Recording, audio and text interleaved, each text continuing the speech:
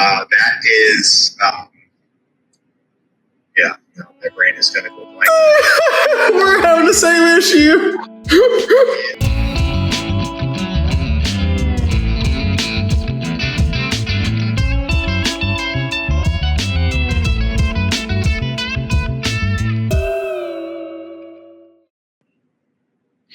What's going on, y'all? This is Paranoid Grower. I have a special guest with me today. He's a grower within our community. I read a quote from Norman Vincent Peale and thought of you that says, "To be successful is to be helpful, caring, and constructive, to make everything and everyone you touch a lot better." Green Velvet Farms. Welcome to the show. Thank you, man. Thanks for having me. I appreciate the words. That's a really nice quote. I'm not familiar with that one, so I'll have to have you send me that. Yeah, absolutely. We'll do. So what are we smoking on tonight, sir? Well, I just here a little bit ago with the wife finished up a joint of Frogception V2 from Big Green Guy. Oh, for real? Wow. Yeah, I had a V3 plant a few months ago that was just blacker than black. The flowers were the purplest, blackest, just dark flowers. And I really liked that, but I wanted more, but different, you know? Right. So I was like, well, I'll just plant the V2, which is the parents reversed. So it's dazed and Froggetful Wedding one way, and then the other is Froggetful Wedding with dazed. And the plants took on completely different structures. This one's super green, but it still has very similar effects. So I'm a big fan. The only problem is that I got this accidentally hit with a bunch of pollen from a sugar cookies. Oh, wow. So I'm picking out seeds every time I try to roll, and inevitably you miss a couple and it snaps and pops in your face, but it's still good weed. You know what? It brings back the good old days of how you would smoke weed like back in like the 90s. You know that? Yeah. The Mexican brick picking weed. out the seeds. Yeah. You miss a seed or two, then you get a little pop and bang. Yeah. We had a bowl a few days ago that darn exploded out of the I missed the seed, and it was like a whole fully developed seed, I guess, because it exploded. But lessons learned. Yeah. I'm smoking on, actually, it's Cumin from the community. Oh, yeah. He grew a golden gun from Speedrun seeds. Okay. And I'm trying that out tonight. Figured I'd do it on the podcast. Yeah, heck yeah. He sent us home with a couple of little samples from the pop-up, and they were fantastic. It was Fatality was one of them. And for the life of me, I can't remember what the other one was now, but they were both really good. Like, he's got a knack. For real, yeah. I was very shocked whenever he told me his length of time, and I'm like, it's really good stuff, dude. Like, yeah, doing fantastic. Yeah, heck yeah. I don't know if my stuff's that good. Right. I think I'm coming up on 4 this coming spring, maybe 4 years. 4 years, wow. So, I mean, not crazy, but right. It's a few plants under me. All right. Yeah, I had hit 4 years in April. Oh yeah. Yeah. Damn. Okay. Yeah. I would have. I mean, based on my seeing of your plants here and there, I would have pegged you more than 4 years. Really? Yeah. I mean, I don't really know what makes me say that, just because I guess it's because coming into this, like into these communities and stuff, it feels like everyone else has obviously been doing it forever. And then I think also a little bit, you try not to, but I think I always am comparing my own stuff to what everybody else is doing. Right. And I still haven't really nailed down my specific style or what I like to do or how I like to do it. And I at least can see that reflected in my plants. So I see my stuff and I go, oh man, it's not this, it's not that. It could have been this, it could have been that. And I'm usually seeing, between some of the other folks that I see here and there posting around their plants, I'm like, damn, that's what I'm looking for. Like I'm trying to get to there. And I've caught myself thinking that at least 2 or 3 times on your stuff. So I think that's kind of what puts me in the mindset that you've been doing this for so much longer, when I guess I just need to shut up and grow my plants and let it be. No, man, I appreciate that, dude. But yeah, Really your stuff always looks great. Oh, thank you. Yeah, I feel like I just get lucky. That's usually what happens. That's how I feel when most of the time. Like, there's a few times where I fail, and I do take a pictures of some of that stuff too. I should post more of it, just because it needs to be out there. Yeah, I've had a couple that like I posted early on, and then as they progressed, it's like, I'm gonna stop posting pictures of this thing. Right. You put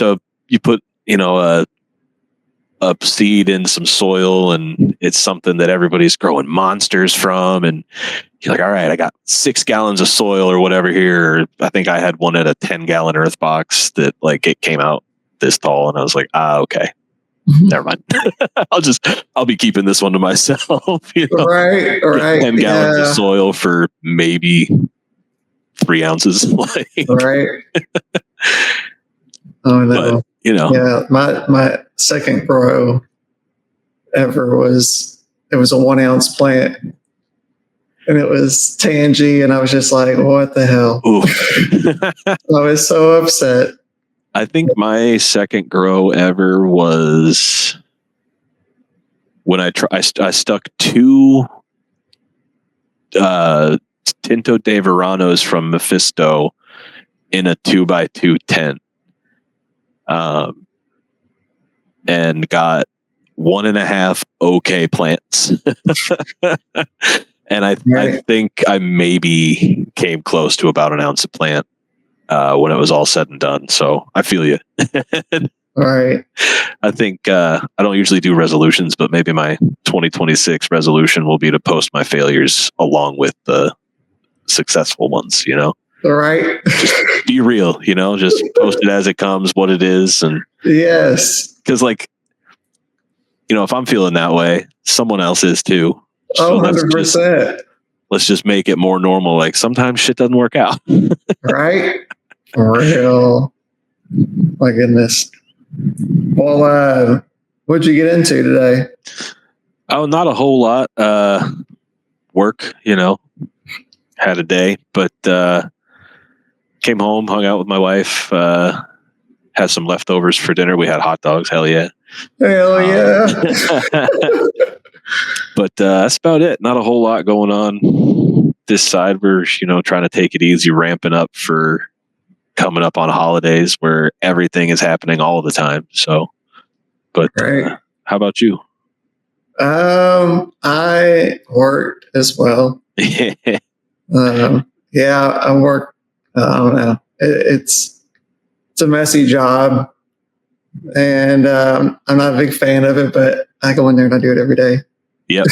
Mine's not so messy, but I'm not a huge fan, but it's a job. Right. Lets me keep the house with all the crazy stuff that's going on. So I'll keep it while I got it. Right. Yes. 100%. That's exactly what I'm doing. So if something else were to pop up, I'll take it, but hell yeah. 100%. Yeah. Especially like a winning lottery ticket, like especially the lottery that you won from BGG. Yeah. Oh, yeah. That's been a good, that's been very kind to me.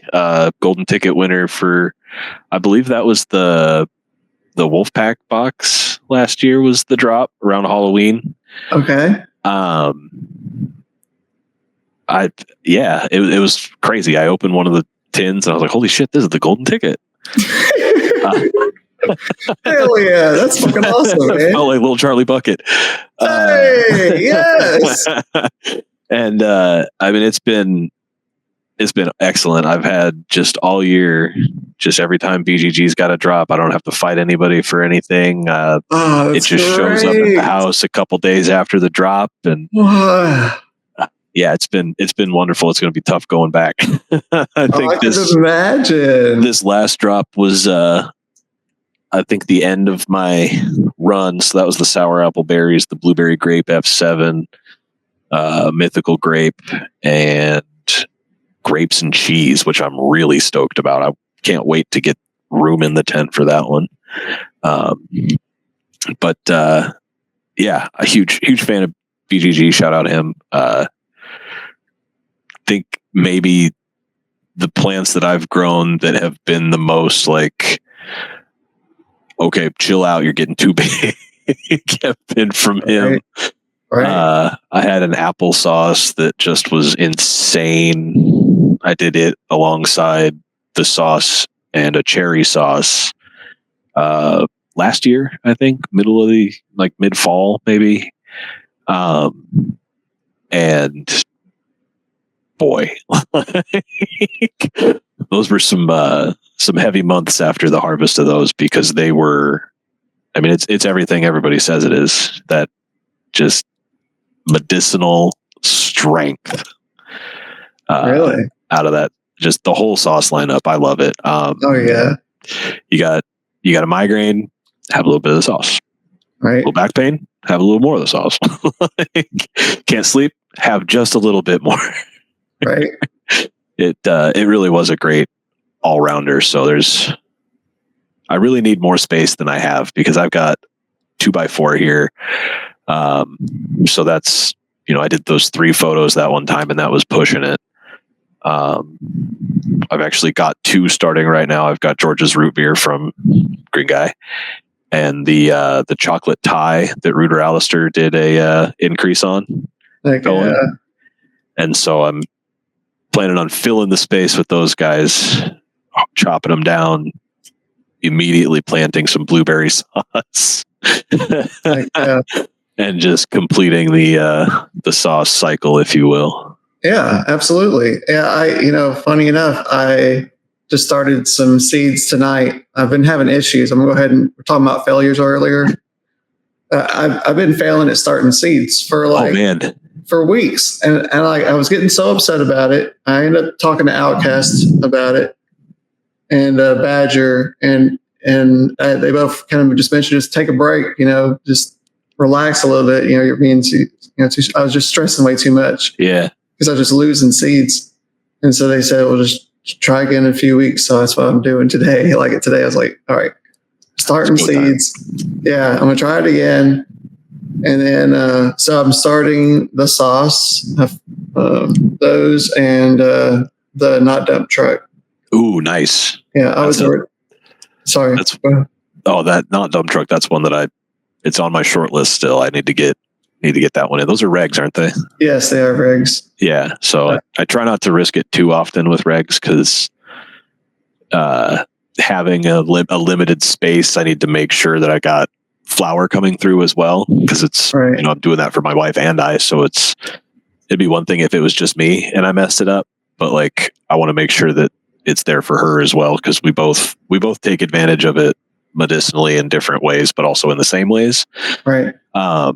And it's just, it's kind of become like trying to figure out the right way to say this. It's just kind of a bonding experience to have that together, to be able to talk about how, what we like in different things, and discover what works better for her, what works better for me, so that down the road, we can make sure that that's what we're providing for ourselves. And but I feel like a lot of those, because that NDT is I got a little stoned brain here. What is that cross? Oh, Jesus Christ. I would put you on the spot, wouldn't I? But it's oh crap. I remember seeing something in that lineage that I was like, I think that's where a lot of what we find the most benefit I found it here. I think it's Ophelia's Dessert and Sun God. Does that sound right?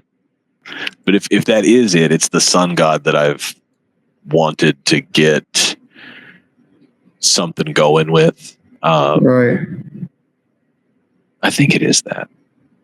I guess the other thing is I grow this for myself, my wife, and then also my dad. But he goes through like an eighth in a month and a half. So he doesn't need a whole lot going, but he does like those more narrow leaf kind of leaners. And the other thing, the NDT is also, it's a 1-to-1, right? Yes, it is a 1-to-1. So that's the other thing is I've been trying to work through some more mixed ratio stuff. Right. Especially for my dad. He's got some, well, I mean, he's in his 70s. So, I mean, hang on just a second. Go ahead. Sure. Hello. Hello. Can you hear us? I can hear you. Can you hear me? No, he has headphones on. He can't hear me. All right. So look, dude, what is not dump truck? What is the cross? That is, yeah, no, my brain is going to go blank. We're having the same issue. What'd you say? Affiliate. What'd you say? Ophelia's Dessert. It's Ophelia's Dessert. Yes, that's the one right there. Yes. Yeah.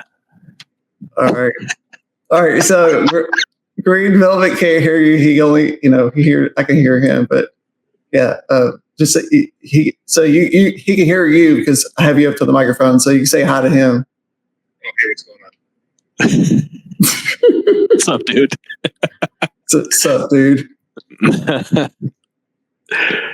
for the cameo. Yeah, thank you, sir. I appreciate your help. Okay. All right, brother. Talk to you soon. All right, have a good night, Charlie. All right, bye. Oh, Lord. That was cool. All right, sorry about that. No, that was perfect. So then, yes, it's the Sun God part is the part that I want to get kind of working with for some of my dad's stuff. He likes the more narrow leaners, but he also likes the stuff that reminds him more of the old school stuff that he used to get. Right. So that's where the Ruder Alistair's chocolate tie comes in. Trying to get him some of that old familiar stuff. I gave him some West Coast Tucadillo from Alabrije. And he goes, this almost reminds me of some of that old tie I used to get. And I was like, I think I just saw Ruder Alistair talking about having some chocolate tie. Maybe I should hit him up, and got in touch with him. And he sent, I was looking for maybe 3, 4, 6 seeds.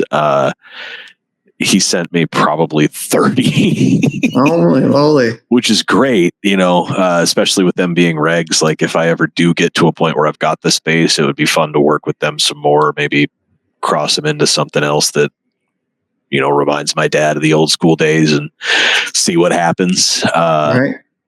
But just, if it turns out that he really does like this, having 30 of them, even if they're regs, is enough to keep him going with it for ever, really.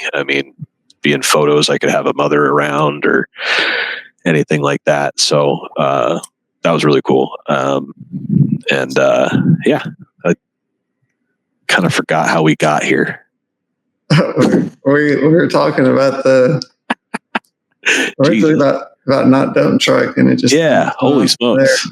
Yeah, I got off on a tangent. My bad. No worries. No. It's good, dude. It's good. No worries. Well, I was going to tell you about, you were concerned about growing regs.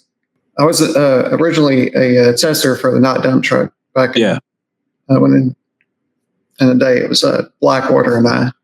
We started the seeds together. I had 5 seeds, 3 females, 2 males. I vegged for 40 days in 5-gallon pots with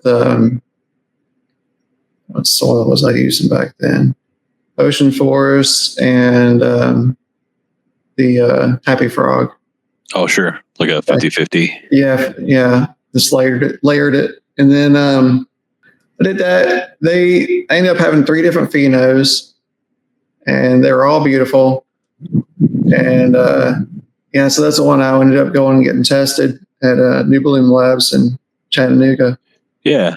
And it ended up being a 1-to-1. It tripped me out because the first time I smoked it, I was like, "What?" So I know it has something else besides What is this? THC. Like, Yeah. I know it. Like I've smoked enough CBD in my life that I'm like, something else is in this because I feel so much better Yeah. than I normally do. Right. Right. Yeah. Speaking of which, I actually smoked some of the Not Dump Truck earlier today. I got some from Bandit Ferments recently. Oh, okay. And when I got home from work, I smoked a little bit. So it's like, yeah. Perfect. See, that's like you're setting the stage for a good germination. Like, yeah. See, it's all gonna go. It's gonna be perfect. Hell yes. That's what I'm talking about. That's what's up. Hell yeah.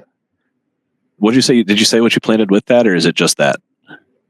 I did you talking about starting the seeds? Yeah. It's the Not Dump Truck and the sauce. Oh, okay. That's right.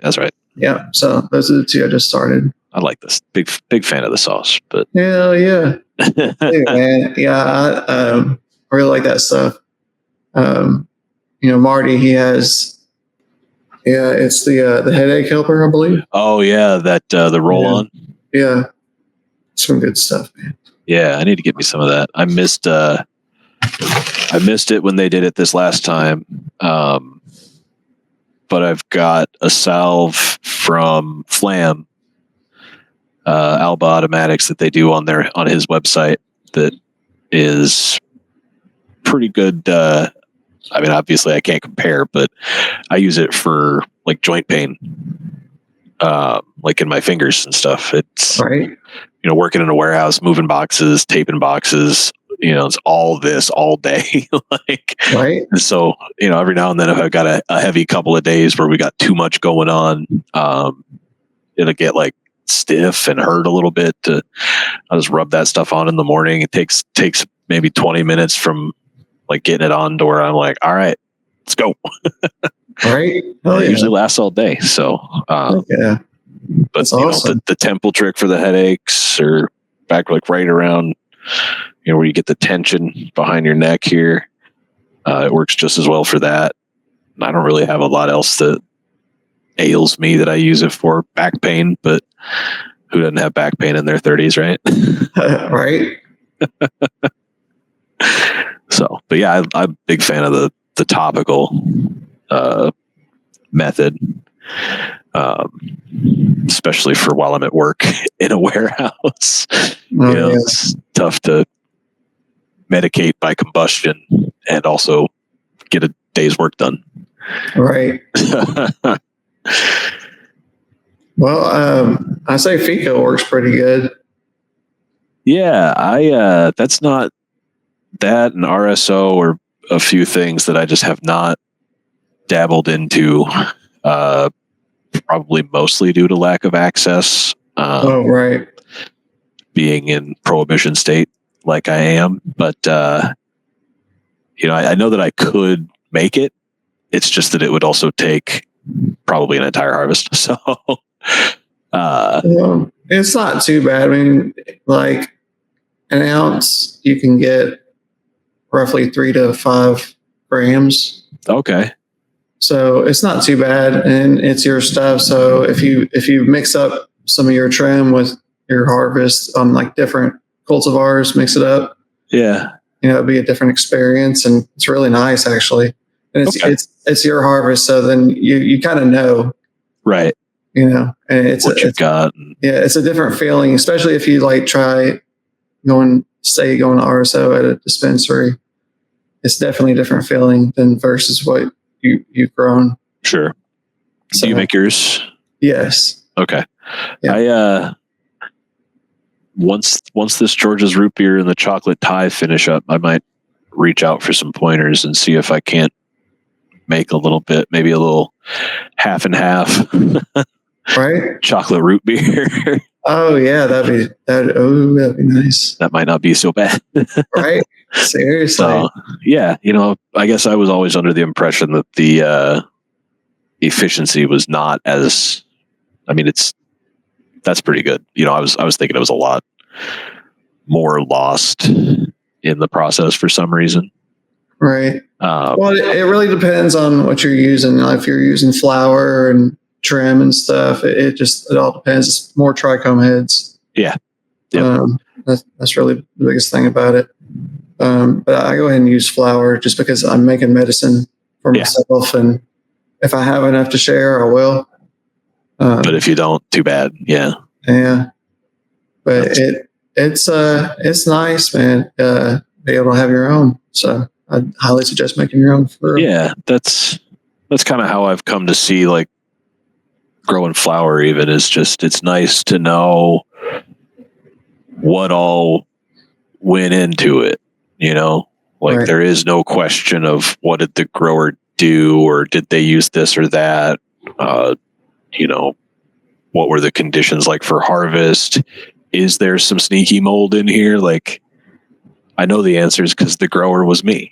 Right. It's like, there you go. I don't have to ask those questions because I'm not going to do those things. Right. Or I'm not going to use the stuff that I'd be concerned about smoking in the final product. It's for me. Yeah, absolutely. Well, we'll go ahead and talk about the next segment. It's the events and how we meet up on this, or the reason for this podcast is how we meet up. It's why we meet up. Jesus Christ, I can't talk. I'm freaking high as shit. So, anyways, we met up at the Alabrije pop-up in Chicago, Illinois, in September of 2025. And yeah, man. So I would like for you to give some of your highlights of your experience with Alabrije pop-up. Oh man. Everything, honestly. Like that was my first time being at an event like that. Whether community focused, cannabis focused, anything, like it was the first for all of that. So I'd met Too Tall before, but otherwise all these faces were brand new. So I mean that was probably the highlight, was just getting to put faces to names, like see the real person behind the Discord username or what have you. Right. And just, make all these connections, some of them brand new, some of them people that I feel like I talk to every day. And it was really cool to have my wife there. She actually, I think, came out of that more excited than I did, which was pretty cool. She's like, all these great people. This was so fun. We're already talking about making it out to Hash Bash for 26 because this was such a cool experience. Heck yeah. We'd really like to make it to Maine for the next Alabrije pop-up, but that's going to be more of a game time decision, I think. But I mean, any time that we're going to be able to make it to any of these things, we're going to go, just because this community is so fantastic. Like, not a single person there made me feel unwelcome. Everybody is just so cool. Everybody wants to get to know each other, share what they've brought. Speaking of sharing what they brought, we sat at a table with Lil Canny, who brought like 8 Ziploc bags full of king size plus pre-rolls, all labeled with, what he grew. And he had some mystery bag that was, I think, like a hummingbird bird seed, he said. So like, just a whatever, and like an owl pellet, essentially. I kept smelling it because, like, man, this just smells so good. Like, I just, he sent me home with the whole bag of them. Oh my God. He's like, just take them. And I was like, seriously? He's like, look around, man. Yeah, take them. So that was fantastic. Dad Terps and his wife, the treats that they brought I don't know if you got a bag of those, but those were all incredible. Cumin with the little trinket and the flower. Obviously, the goodie bag that Alabrije provided. Like, it was just such a generous and like giving vibe, you know. All the treats that Istig made, cannot forget those. For real. Brownie that'll knock you on your ass for a week if you're not careful. But yeah, I think the community would have to be the absolute high point for me, is just knowing now beyond like a shadow of a doubt that the people who a lot of times I spend more time talking to than some of my own family members are actually great people. Right. So yeah, I mean, that was the first time obviously meeting you. Shame that we didn't have more time. There's just so much happening, but you know, that brief conversation that we were able to have before taking off for the evening, even my wife was like, that guy was cool. Yeah, that's awesome. And so actually when I told her we were doing this, she's like, I remember him. He had all the black suit on, right? I was like, yeah. Oh yeah. So Like, yeah. Just, I mean, I can't say it enough. Just incredible time, incredible community, incredible people. Thank you to Alabrije for putting that on and letting us be a part of it. For real. Thank you, Alabrije. Like, true words, sir.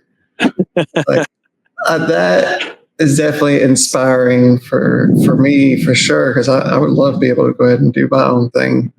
Dude, as well. Yeah. I mean, if it's ever federally legal, ideally, but even just locally here, like, I'm having a party and you guys are all coming. Right? Exactly. So, yeah, man. So where did you end up staying when you were in Chicago? We actually, we made a pretty long trip out of it. We were there, I think, a total of 5 or 6 days. And so we stayed downtown, right next to Millennium Park at the Congress Plaza Hotel. Wow. Which is like a incredible, beautiful hotel. It's ancient. I mean, not really, but you know, it's old. It's like a Chicago original. We would not have gotten this hotel if not for we got a hot rate deal thing or whatever. So it ended up being like cheaper than the cheapest Airbnb that we could find. Really? Yeah. So it worked out pretty great because we, you know, centrally located to just about everything that we wanted to do. Didn't have to drive to the pop-up. We took the train up to that area, dropped us off right in front of the venue, and then it was like a 2-block walk from our hotel. So the walk back with all the weed was kind of interesting. Oh, I could imagine. But, you know, downtown Chicago just kind of smells like weed. So nobody really bats an eye anymore. But it felt weird, you know, being from somewhere that is absolutely not going to happen. Like, you're not getting away with walking across town with a half ounce regardless. It was surreal to like sit down on a train, ride across town, walk through downtown, walk through my hotel, and just be fine. Right. But so cool. it was a great time, you know. Love Chicago. We don't live very far, but far enough that it's like, we don't get there. It's like a 7-hour drive, I think. Oh, gotcha. So, you know, like, we could do it, like we could make a weekend of it, but when Denver is a 10-hour drive, like, would I rather go to Chicago or the mountains? Right? Oh my goodness! Yes, I understand, sir. We tend to pick the more mountainous option. Yes, I love going to Denver. Yeah. Oh man, yeah. I went up to Denver recently. I went to go see Sleep Token. Oh, you saw Sleep Token in Denver? Yes. We saw them in Minneapolis. No, for real? Yeah. Oh my goodness. It was a great time. Had you seen him before, or was that your first? That was my first time. So did you see him at Red Rocks, or was it the stadium? It was at the ball Yeah. arena. Yes. Okay. That's right. Red Rocks was 2 years ago. Yeah. But holy smokes, like I just discovered Sleep Token like a year ago or so, and dove, head first in, and just like, whoa, this stuff is awesome. Like I love it. I think that the guys who are doing this are incredibly talented musicians, and like you can tell that they're having a good time doing it, and that's why I love it so much, Right. Like actually this came in the mail today. What is it? It's the vinyl for their new album. Oh my goodness. Like, my wife ordered it like a week ago, and it just showed up today. Wow. So funny time that would come up. Congrats. Show and tell. Right. Oh yes. What, hold on a second. What all comes with it? So it's open. This is the there's like a couple versions of it.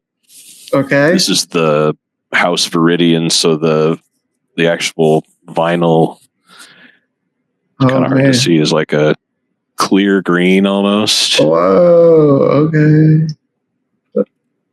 Be careful. Oh, okay. Heck yeah.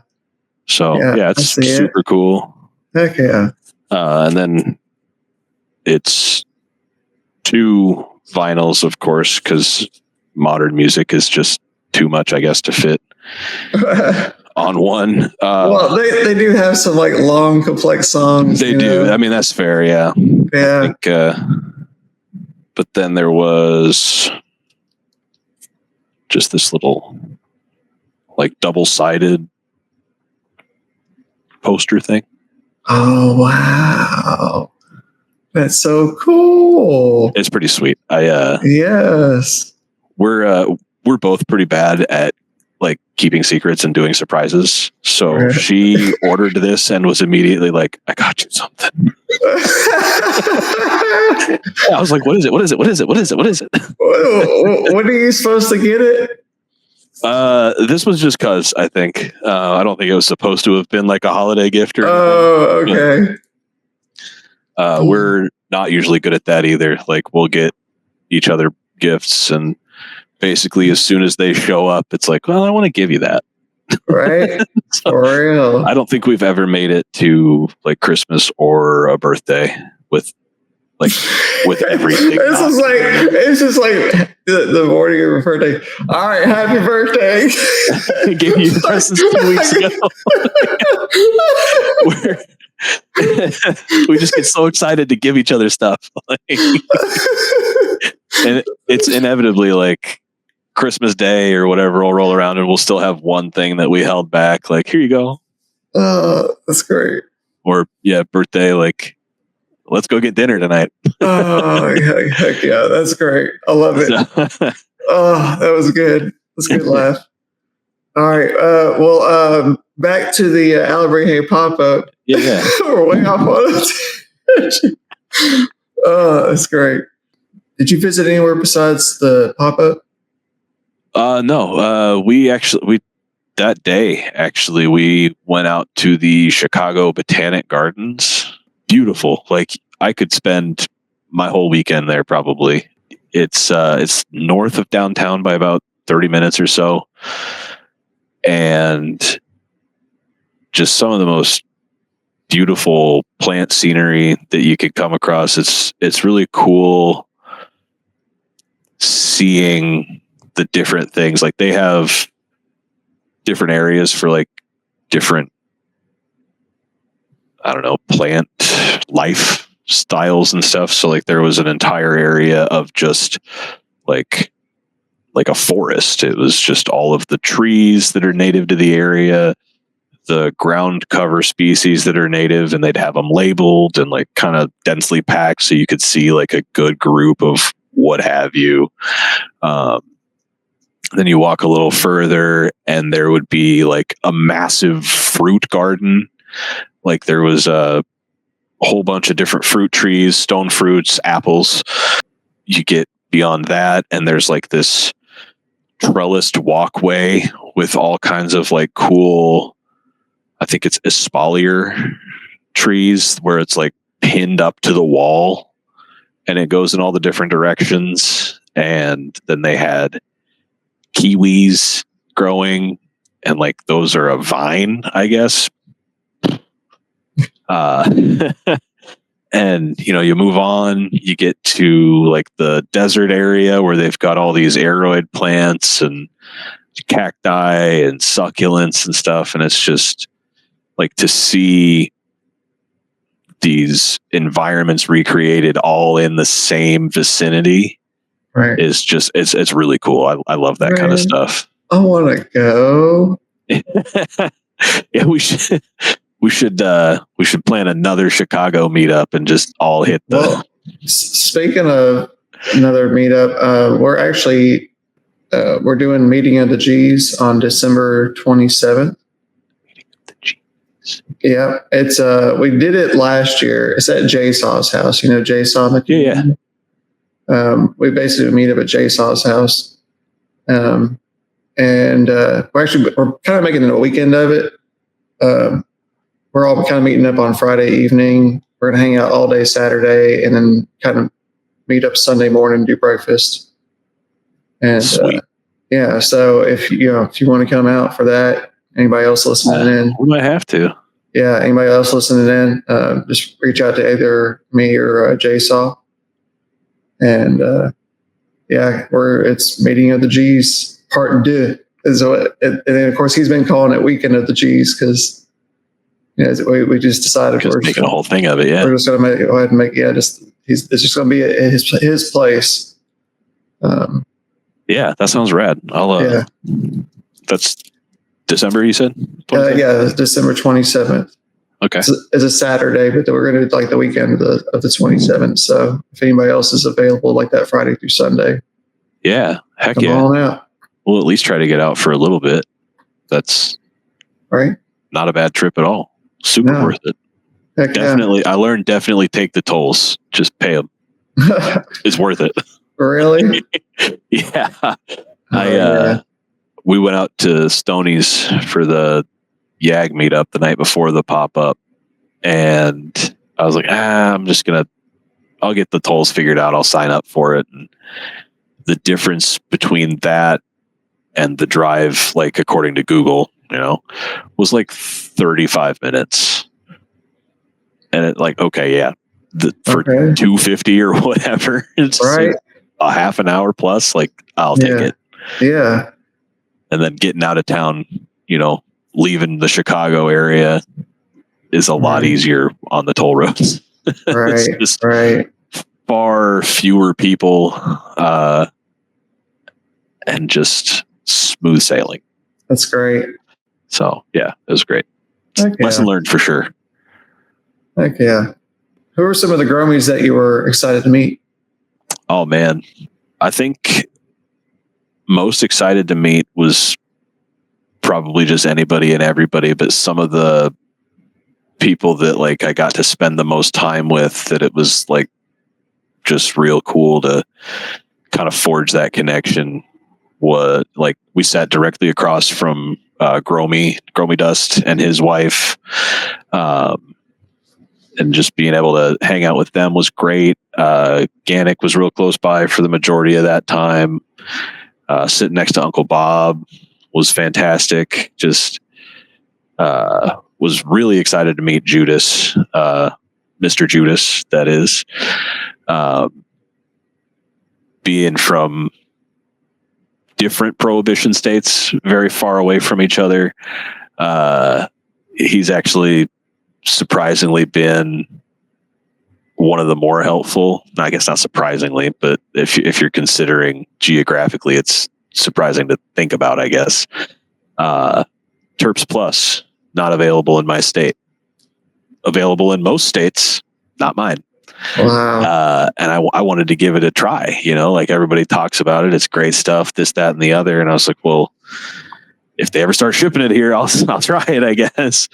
And he actually placed an order to his place and forwarded me a bottle of it.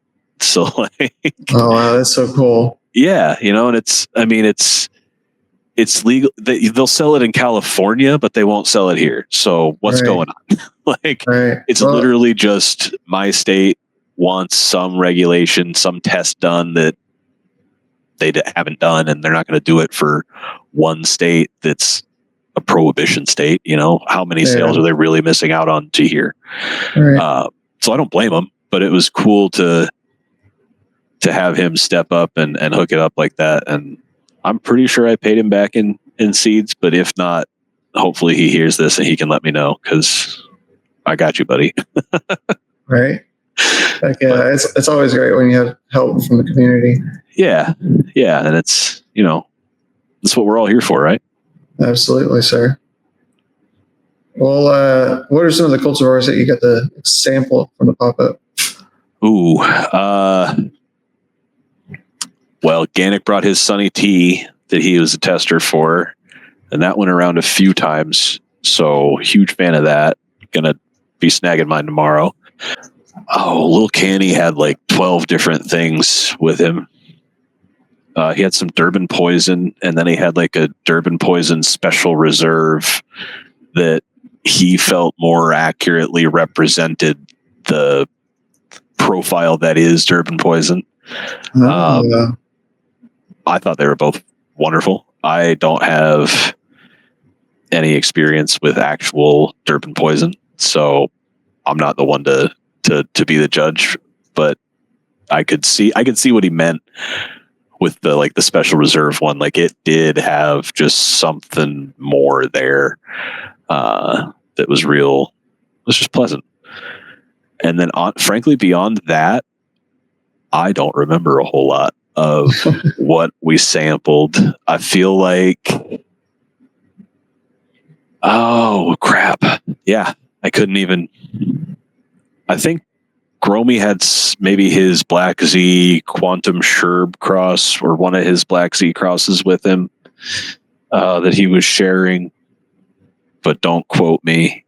Yeah. I think maybe some Tangy RBX from Stoney's at his place the night before, maybe. But I mean, everything we had that whole weekend was fantastic. Nothing that I wouldn't pick up again. Oh yeah, for sure. I think somebody had something like almost banana runts candy flavored that was really cool. I'm not a big banana guy, but that was real interesting. I like weird flavors in weed. All right. I'm always here for that. So if you get me something that tastes like banana candy, I'm not going to eat the banana candy, but I'll smoke the banana candy flavored weed. There you go. Heck yeah.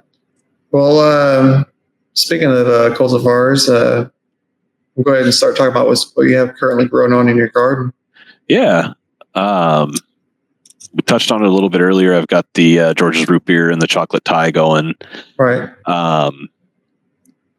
To kind of sneak me through a quick little harvest before those are done, I have 2 autos going from Gromy, actually. One of them is the Black Z F2. He had 2 of those. He had a green and a black pheno, so I've got the black one going. And then the other one, let's see, I've actually got it right here, is Blues Ormega crossed with Black Z, which I'm very much looking forward to sampling. Don't really have any experience with either one of those, so it's all just basically what I've heard. And I love it when plants turn fun colors. So if I can get a black pheno F2 or whatever going, and the Blues Ormega with the Black Z just sounds good. Anything that Alabrije touches seems to be delicious. So I'm just rolling with that assumption here. And then along with those, speaking of Alabrije, I've got my Jordan Stretch Canna Bonsai going. That is, I think, right around 41 days today, 40, 41, something like that. And it's not dead yet. So that's a win for me.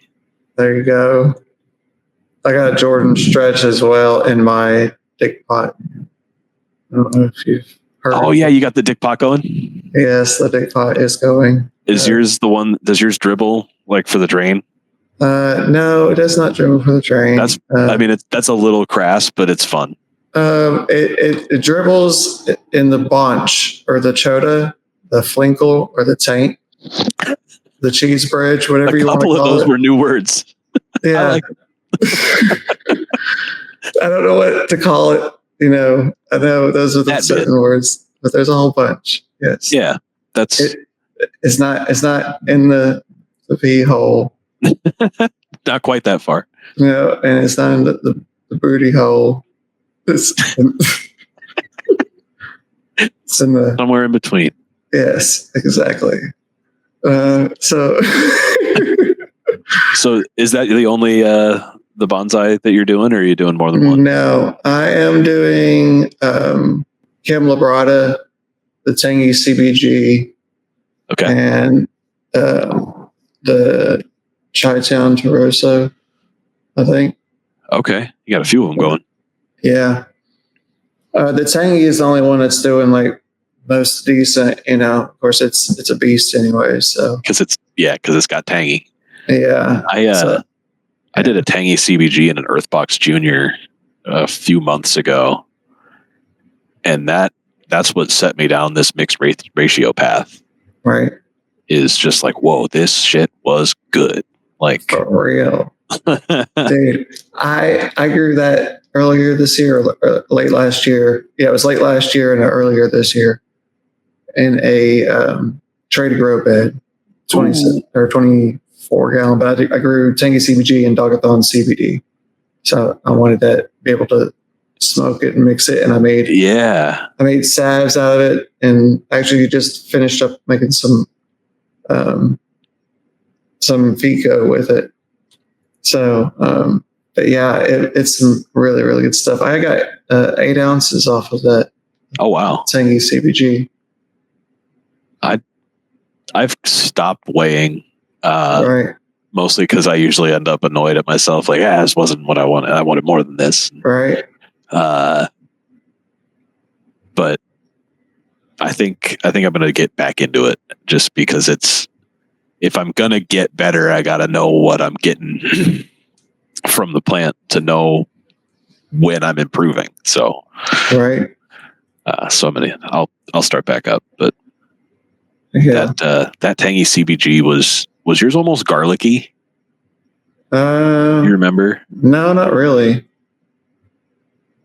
I had like almost a garlicky funk on the back end of it that I really liked. Huh. Yeah, I don't know. I get a lot of flavors out of stuff that my wife looks at me and goes, "You crazy?" So I might be making that up. No. But no worries.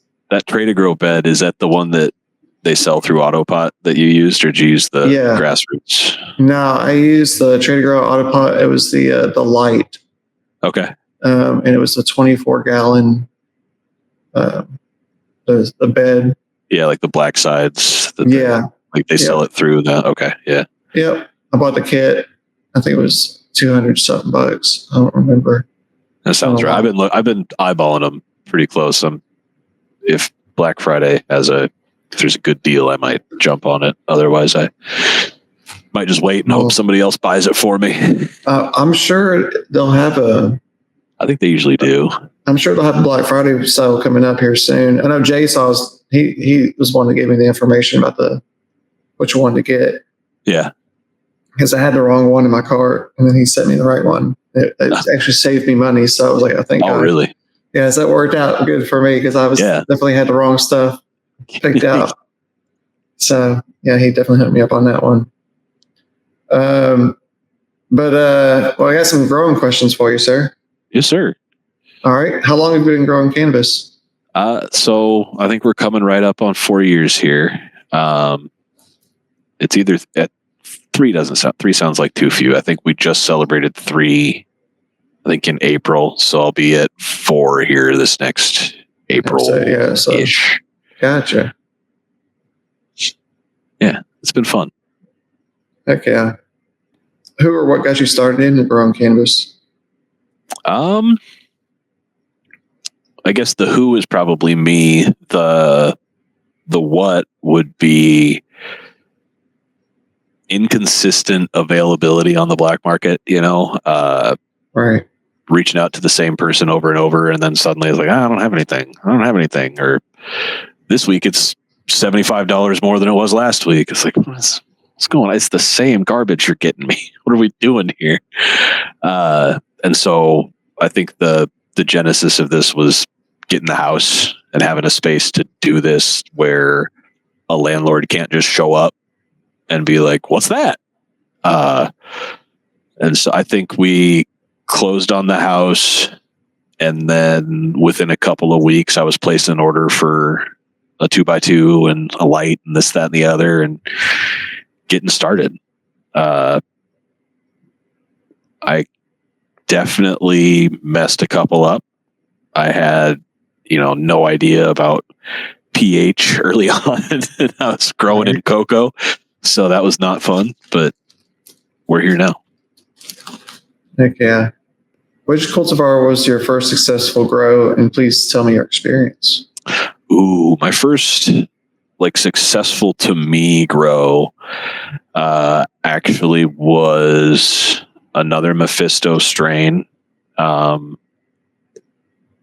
It was double grape.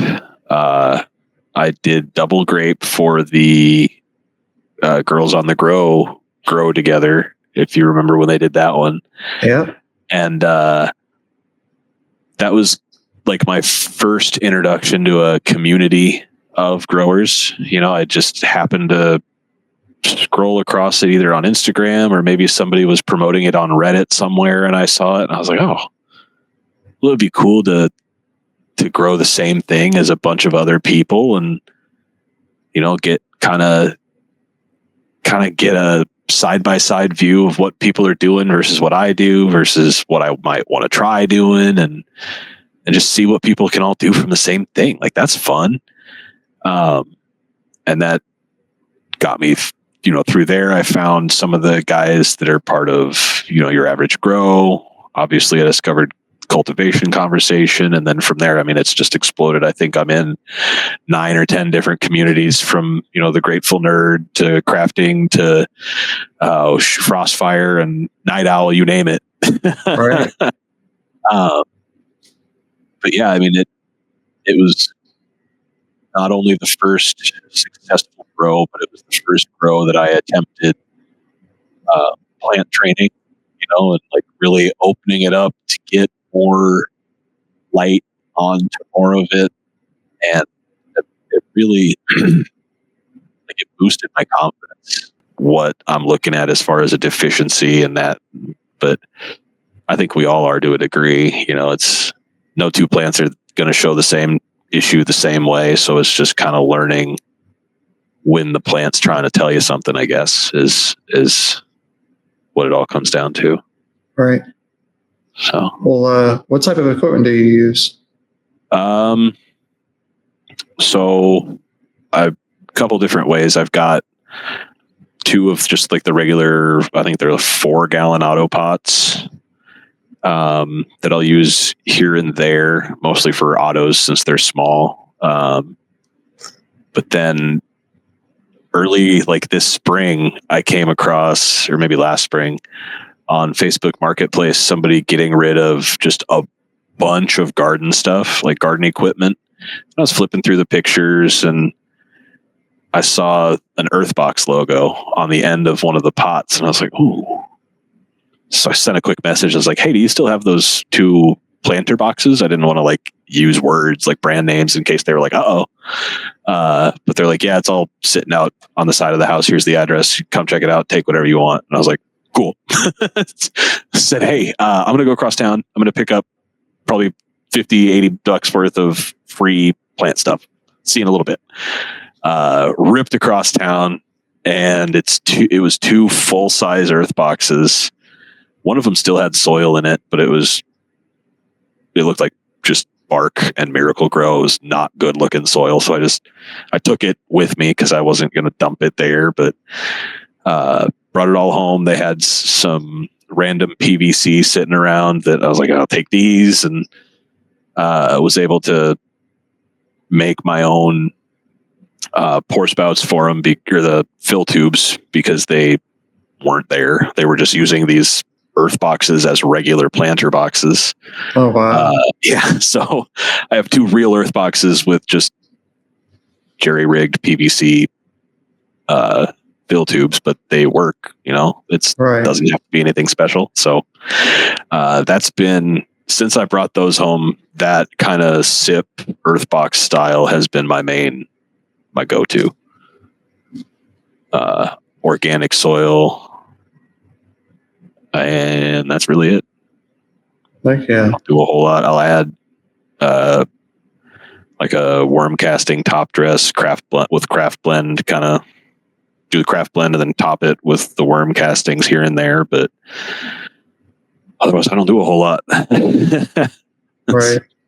Just kind of let the plant take what it needs out of the soil. I like the stony alpinist approach, where if you can make sure it's all in the soil, the plant can just take what it needs as like a little buffet. So right. It really resonated with me. I was like, as long as my soil's got what the plant needs, I'm good. Right. I feel you. So I try to make sure that everything is properly re-amended, and don't always do a very good job of that. Sometimes it's a little light and it needs a little extra feed, and we cross those bridges when we come to them. There you go. Well, what type of nutrients do you use in your garden?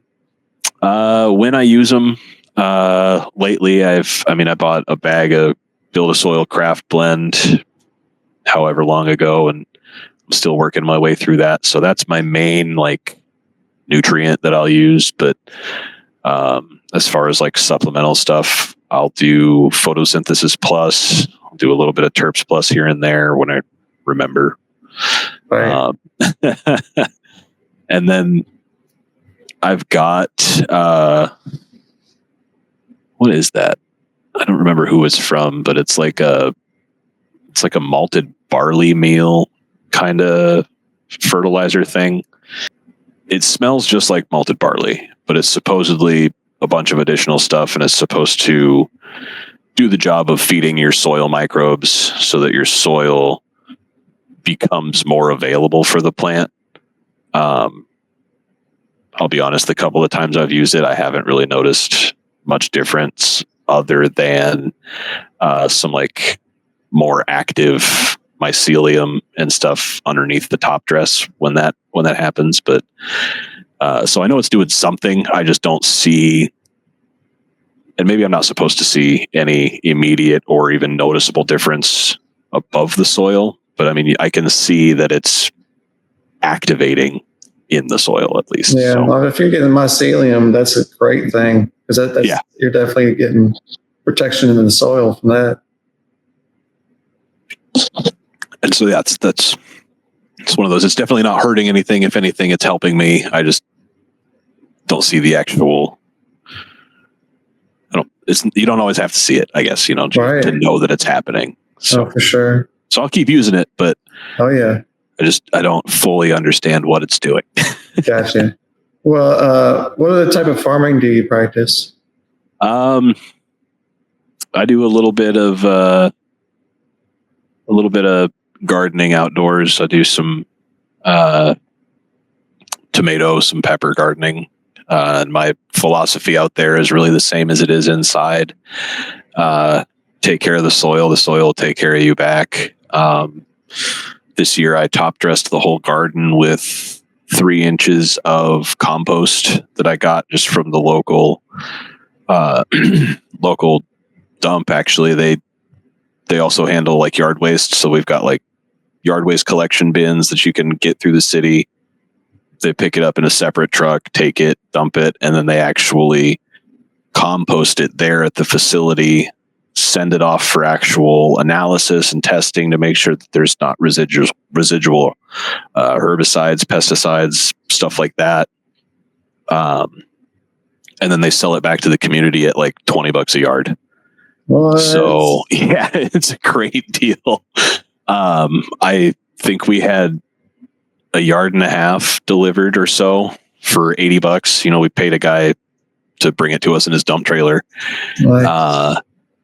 And I spread that all over the garden at a thickness of about 3 inches, covered it back up with a big tarp for another 3-4 weeks before I transplanted into it. And I've got the biggest pepper plants I've ever had in my life this year. Wow. I have a 6-foot tall ghost pepper. That's wild. Yeah. My wife's favorite cherry tomato is a sun sugar cherry tomato, and it's an indeterminate vining type, so it'll just go. It grew out of the top of our 6-foot heavy duty cages, started growing on top of the shed, and like it just, My goodness. yeah. So I think at the end of the year, I'm gonna chop and drop whatever doesn't still have, pods on it, and then spread a little gypsum and lime, and that be it for next year. I'll just let it be. Right. Because I think there's plenty of life and activity left in that for us. So My goodness.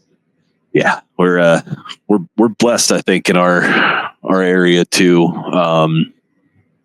Back, I'm gonna get like history teachery for a second, but like way back in the Ice Age, we're in an area of the Midwest where the glaciers pushed up to and retreated from multiple times. Okay. So there's all of this wash essentially that the glaciers carried down here and left with each pass. And so, you think about like what is present in different regions as far as their soil compositions and stuff. Like we got a little bit of all of that in this kind of area that we're in. Right. And being in the area that I'm in, like this has been residential since like the 1920s. So it's been farmed obviously at some point because it's the Midwest. It was all farm at some point. Mm-hmm. But there's still enough left in that soil. And frankly, we're above like old coal mines. Okay. So we may not have been farmed very much right in this area because it might not have been great for it. But the soil is still, there's a little clay, but there's still a lot of just nutrients and just usable nutrition in it. That's the different minerals for sure. Yeah. And, the stuff that a lot of people forget about, and I forget about, honestly, until I remember like what goes into mixing your own soil. And it's like you want to get specific, rock dusts and mineral dusts and stuff from different areas to really round out that soil. And we kind of have that to a degree. It's not all right active and bioavailable, but that's where there's these other soil conditioning practices come into play where, like we talk about the mycelium networks, making sure you've got active life in your soil to find what's there and make it bioavailable for your plants. So, but between what I've done and what nature did for me thousands of years ago, like we're in a pretty good area for farming in general, honestly. Like that is kind of what we're known for here. So. Wow. But heck yeah. Well, what do you love most about growing cannabis? Seeing the different expressions from cultivar to cultivar, even sometimes between two of the same in the same environment, getting to see how they express differently and like see the difference between everything. Like when someone says like a sativa bud structure versus like more of an indica bud structure, like that didn't used to make any sense to me, but now I've grown it and I've seen it and I'm like, I know what you mean. And getting to see the ways that like different plants express themselves, especially near like the end of a cycle when they're going through that senescence phase. Like I've had some dark green plants fade to purple and black. I've had them fade to yellow. I've had them change not at all. You know, it's real cool to see how they express themselves. Yeah. I mean, just seeing the different expressions is really fun for me. It's why I grow peppers too, you know, like just to see how they come out. Right. I say I've yet to grow peppers. Oh man. Yeah. It translates really well too, you know. It's like if you can grow one, you can grow the other. So, you know, with cannabis growing experience, you can grow just about anything. Right. But peppers behave in a lot the same way. They react very similarly to different like environmental stressors and things like that. So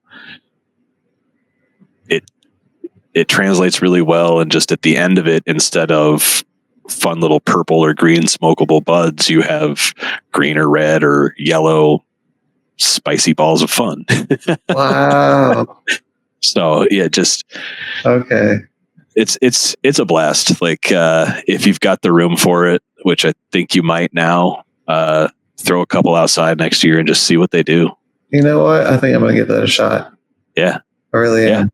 I mean, I've got pepper seeds coming out my ears. So if you want me to shoot you some, I'd be happy to. Out your ears, good Lord! Yeah, hold on. I will get a bucket and hang it upstairs. I'll get a few. Check them out for you. Oh my goodness! All right. This is the last question for the hot seat. Bring it on. What advice would you give to an inspiring cannabis farmer who's looking to start their own garden? Do it. Get a seed in some soil and just see what happens, you know. Really, like, in the nicest way, fuck around and find out, you know. Like, you're never gonna know if you're any good at it or any of that until you give it a shot, you know. So whether it's a bag seed, a seed you got on sale online, or whatever, you know, like, try it. It's just a plant, you know. Like, I know that because the final product is something that is so highly desired and so controversial in a lot of ways, like, it's more intimidating, but it's just a plant, you know. Like, you can do it. Give it a shot.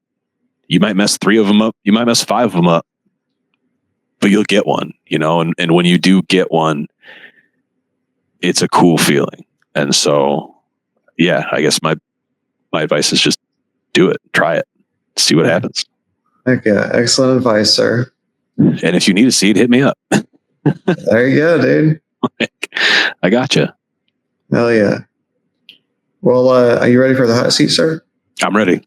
All right, let's go. Which band or artist did you see for your first concert and venue? Ooh, Breaking Benjamin at, I don't remember where it was, but it was a basketball stadium somewhere, and they were touring with 3 Days Grace and Flyleaf. Oh, like my goodness. Whoa. Yeah. That is an excellent lineup. Oh my God. I've seen all 3. Flyleaf, I seen her at Exit in Nashville, and me and my buddy got right up to the front of the stage. Oh, whoa. And she had no shoes on, and she's tiny, and she screamed. It's like, what the hell? That comes out of her? Dude, yeah. That would have been sweet. This was my first concert, like, by myself, so that's the one that I count. Oh, okay. And I got the ticket online. Like, I bought it from a dude at a gas station because he couldn't go, and this was before scalping was such an issue. And like, my ticket worked. I went. I drove myself like 2 hours out of town to get to where this was. And yeah, it was great. It was such a cool time. I was sitting clear up like in the 300 section, but I didn't care. You know, I'm seeing a concert for the first time. I'm by myself. Like, let's do this. That's so cool. That was great. Heck yeah. What was your favorite song when you were 16? Ooh. 16 years old, it would have had to have been something by Linkin Park. Probably off of Meteora. So like, I think that'd be like Numb or Faint kind of era. Hell yeah, dude. Excellent answer. I love Linkin Park. I do too. Hell yeah. All right. What was your first audio tape that you purchased? Ooh. It wasn't a tape. It was a CD. All right. But it was Smash Mouth's Astro Lounge. Oh, shit. The album with All Star and Roadman. And oh, my goodness. Oh, that's great. Smash Mouth. I love it. That was an excellent answer, sir. All right. Do you play any musical instruments? Technically, yeah. It's just been a really long time. But I play the saxophone. So I have a tenor and a soprano. But I actually played the school's baritone saxophone for marching band back in the day. Hell yeah, dude. Marching band. I was in marching band too, dude. Band Geeks Unite. What's up? Yeah. What's up? Oh, my goodness. What'd you play? I played trumpet and sousaphone. Heck yeah. We had, if you were, while you would have been playing the sousaphone, we'd have had very similar parts. Right. Yeah. Oh, my God. Yeah. That's awesome. We always started the Go Team Go or whatever. Dun, dun, dun, dun, dun, dun.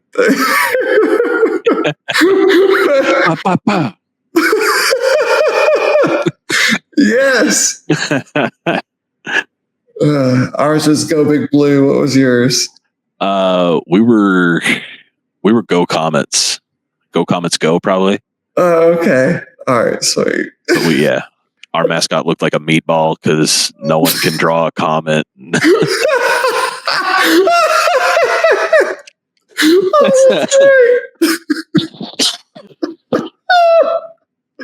It's tough. It's tough. Oh, Lord mercy. That's great. Oh, I love it. All right, thank you. I need that. Oh, that was good. Have you? I keep thinking of is the 3-1 Atlas just a meatball? Yeah, pretty much. I'll try to get you a picture of what I'm talking about. It's pretty shitty. You can tell they just had a kid in art class like, hey, draw this. Oh, focus. Okay, sorry. Oh, that was good. Thank you so much. Happy. All right. Have you met a musical artist or band in person? This could be at a meet and greet or out in the wild. Yeah, and it's kind of a weird one. Back in my college days, I was not in college at this point, but I lived in Minneapolis, and I worked at a bike shop, and right next to the bike shop was like a little theater venue type place, and this like shaggy looking hippie dude came through, and we don't really think much of it because it's Minneapolis, it's half the town.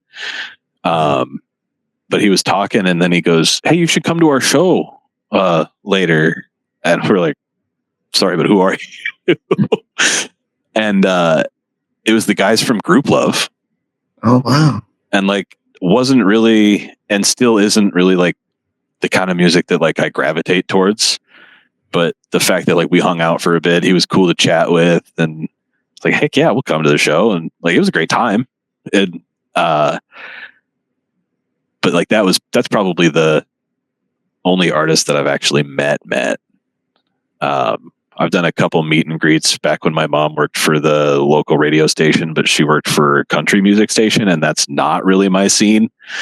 At least not the newer stuff, which is all they're getting through to meet people. So Right. I don't really count those. Right. Luke Combs was cool. I met him. That's awesome. He was a cool guy. Heck yeah. Yeah, my mom worked for the radio station too. That's so funny. Really? Yeah. That's wild. Yeah, my mom worked for local radio for 30 years. Oh, wow. She did for when it was privatized and then eventually got commercialized, like okay. big corporation, I guess. Yeah. So like syndicated or whatever. Exactly. Yeah. Yeah. Cool. But yeah, what's the most surprising opener you've ever seen perform live? Ooh. I saw Linkin Park back right as they were starting to kind of turn away from like the style that they had up through Minutes to Midnight. Probably 2011-ish, I think, is when this was. And Pendulum was touring with them. And that, like, hands down became probably the coolest opener that I hadn't seen before or heard of, really. Just like, poof. Are you familiar with them at all, Pendulum? No. It's like drum and bass, like electronic music. Oh. But they had a cover, and they did a cover of Master of Puppets by Metallica. Okay. And like, my head exploded. It was the coolest shit. Like, seeing these guys that up until they played this Metallica cover are just doing like electronic drum and bass style music, but live in front of me, which was also pretty cool. And then they do this cover of a song I know and rock just as hard as like Metallica could have, but with all this extra stuff. Right. And just blew my mind. So those guys for sure are like the best opener I think I've ever seen. Heck yeah. That's awesome. Which band or artist has been your favorite to see perform live and the venue? Hands down, Sleep Token at the Target Center in Minneapolis. Something about the way those guys perform, tied with the laser show that accompanies their set. Like, I don't think I've ever seen a more cohesive show. And, people are and aren't into them for whatever reasons, but there's something to be said about guys who come to a show, start playing music, play their music for an hour to an hour and a half or whatever, and then they go home. Like, there was no fluffy, like, hey, Minneapolis, how y'all doing tonight? Let's talk for 15 minutes about nothing. Like, I don't care about what I'm saying. You don't care about what I'm saying, but let's say it anyway. Like, right. Man, we paid all this money for these tickets. We want to hear the music, man. Like, right. Some people want to have the conversation from the artist, but like, I don't need it. I mean, Right.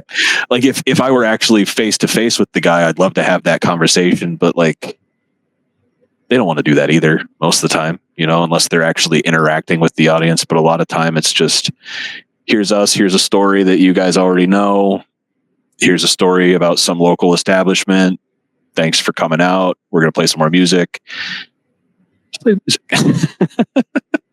Like, yeah. And so I really, really enjoyed that.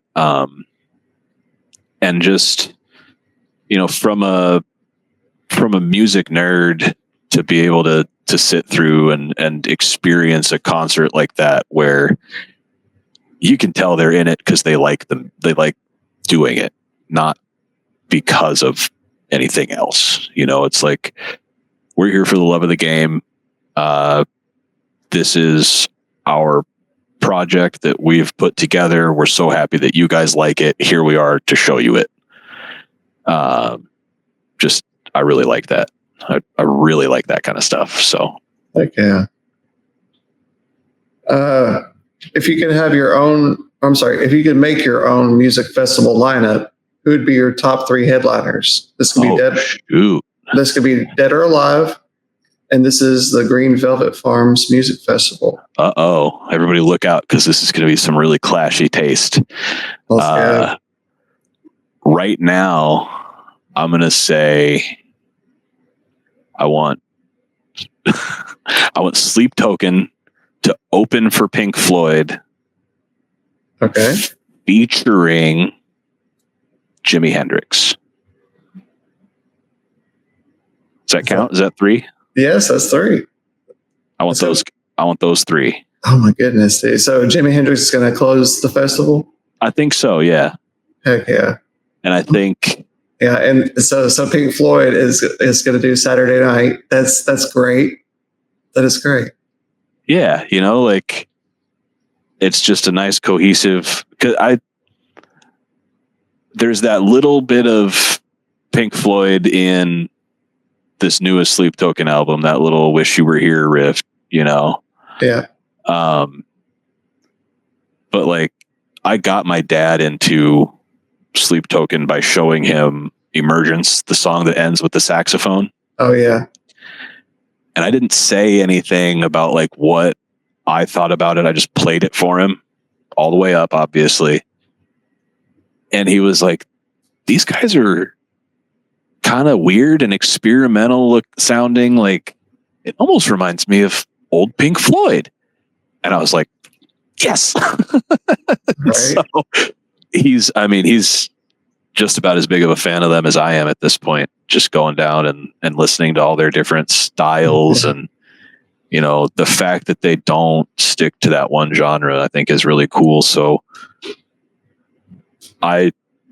this is maybe me pretending that I know more about music theory than I do, but I just want to expose more people to the link between Pink Floyd and Sleep Token, and how cool it is that they are almost in a way mirroring what Pink Floyd was doing, or like trying to convey with their music. Right. Like, it just feels more connected than a lot of stuff you get these days. Oh, sure. Facts, sir. All right. Which song instantly hypes you up? Ooh, Eye of the Tiger. That How can it not? is a great song. Oh my goodness. I've used that song as like entrance songs for certain situations just because. And there's another one actually that just came to mind that's like, they use it a lot in basketball and baseball, but of course, like it's not coming out. I want to say Jump, but while that is a good one, it's not the one that's in my head. Oh my goodness. All right. What's a band or artist that you feel is completely underrated? I'm going to say this and then find out they have like a million monthly streams or something. But for me lately, it's, I think, Knocked Loose doesn't get enough attention and is very good. Okay. I've never heard of them. You have to check them out. They're very like post-hardcore, I guess, is kind of the descriptor, like all screams, but it's the messages behind them are thought-provoking and like meaningful, in a lot of cases. So Who is that again? Knocked Loose. Knocked Loose. Okay. Yeah. All right. I'm going to check that out. Yeah. The lead singer's got like a very high pitch, kind of distinct vocal style. Okay. But it works really well. I like it. Okay. I can send you a couple. Hell yeah. I appreciate that. Yeah. Name a band or artist that you would like to see live. I would really like to see Eminem, to be quite frank. Really? It's one of those, like there are artists in a lot of scenes that like phone it in Like we got tickets to Cardi B a couple of years ago, and worst mistake ever. Like every song she did was like a 30-second blurb of it. Like you're listening to iTunes previews, and then she'd be like, "That was lit," and move on to the next one. And it's like, I hated that. But I feel like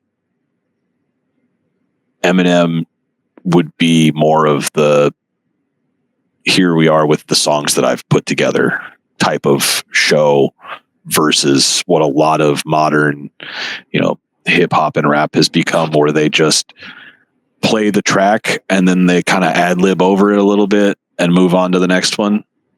That. Well, I seen Eminem in 2018, and he had a hype man with him. You're not going to break my heart here, are you? Well, I mean, this is 2018, so I don't know. So who knows? Times could change. Yeah, because I seen Kendrick Lamar like a year later, and he didn't have any hype man. He just sang the whole time. Did his thing, yeah. Yeah, it was great. Like what you're explaining is more Kendrick Lamar than it was Eminem. For my experience with Eminem, but that was, like I said, it was 2018. 2018 was, yeah. Who knows? Who knows what it's like these days? Yeah, who knows? I mean, it could be. So yeah, and I think that. Yeah. I mean, obviously, also I would love to see Kendrick Lamar, but I think just going back to the stuff I grew up with, right? I'd have to see Eminem first. Oh, for sure. Yeah, Eminem's he's great. I mean, he put on a hell of a show. And like having a hype man versus like, I guess I'm not always against that as long as you're still also doing your stuff. And oh yeah, he's still doing his stuff. Like he was still doing his show. He just had a hype man. Yeah, and like okay. Yeah. I suppose it would depend. I don't know. No, it was good. The hype man was definitely hype. He definitely got the crowd hyped up. So it was like, it was good. It worked out. As long as they're not like using their hype man as a crutch, I think it's usually no. It wasn't. Yeah. It definitely wasn't a crutch for sure. All right. Which cultivar would you pair with an album? Oh. Okay.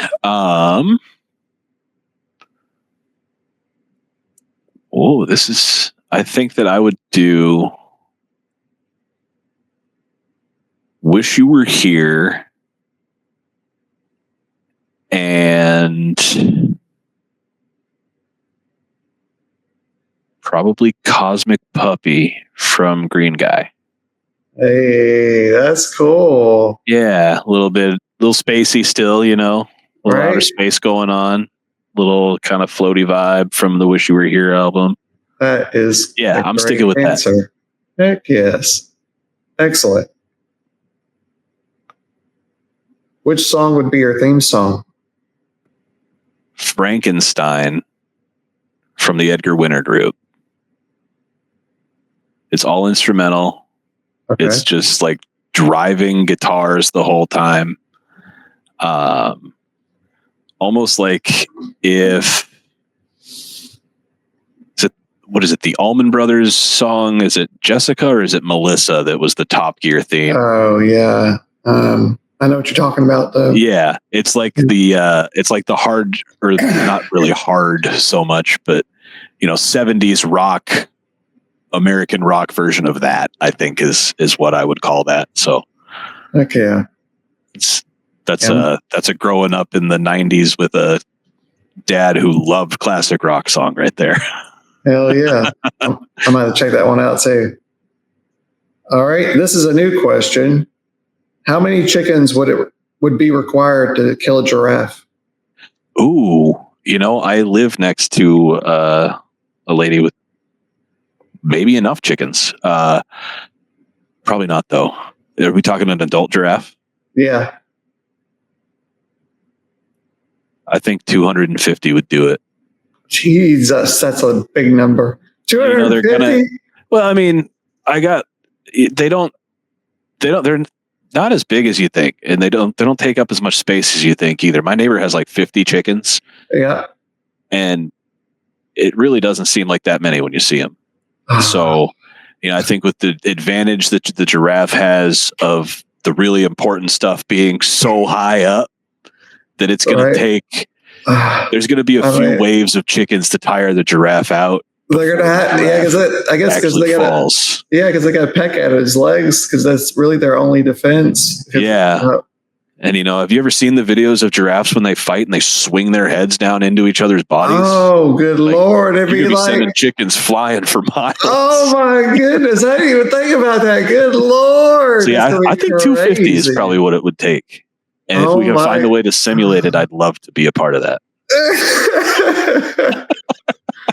Oh Lord, yeah! Somebody please in the community, if you know how to build that, let's do it. If you got 250 chickens and a giraffe, call me.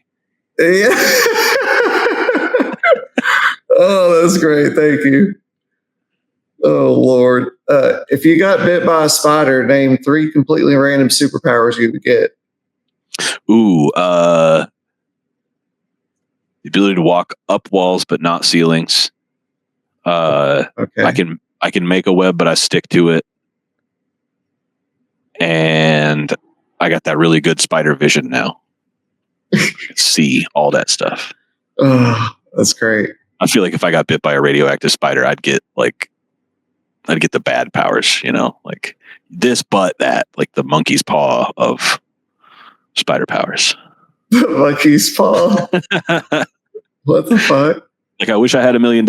Okay, but you can never spend it, or however it, Oh, right. It's always a catch. Right. Which terps and or smells are your favorite? Ooh, I really like the candy terps. But I also like it when I open the jar and go, oh my God, Jesus Christ, what is that? Right. But I think favorite is probably the candy terps, candy smells. I just really like hey, smell this sweet tart scented weed. Like, right. I think it was Juicy Ajaloro from Alabrije that I had, that I was like, this just smells like sweet tarts. This is crazy. Like, I can't explain this to people. I just have to put it in their face, and then, inevitably they say, oh, it smells like weed. But like, I know, I can smell it. Oh, for sure. If you could design the best cultivar for yourself, what would be in it and why? Ooh, it would probably, I would want an elevated amount of CBG, because I like the way that makes my ADHD brain feel. Right. And then, beyond that, I think like a nice kind of funky smelling, just kind of nothing really distinct, but just like, wow, that's got funk. And yeah, really, I mean, that's, at this point, that would be the main boxes, is just funky, stank, and some CBG levels. There you go. Do you have a favorite pothead memory? Yes and no, because it's a pothead memory. So like, it's not all there, but a good amount of it's still there. Right. And I think it's the first trip that my wife and I took to Colorado, like in our relationship.